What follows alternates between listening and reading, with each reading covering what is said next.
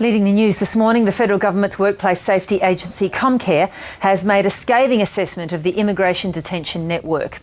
The report identifies 5 major failures by the Immigration Department across that network. They include problems such as inadequate staffing and a lack of risk management.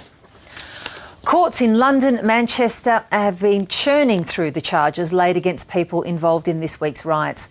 More than 1,500 people have been arrested since Saturday. The British Prime Minister David Cameron has announced millions of pounds to help communities recover after the riots.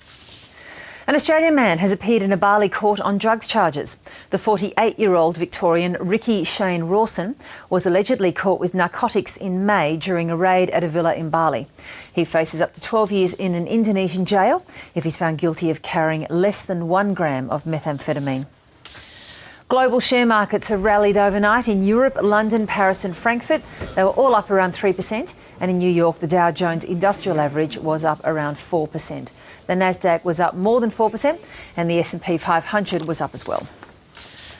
Police are believed to have a suspect in the Madeleine Pulver bomb hoax case.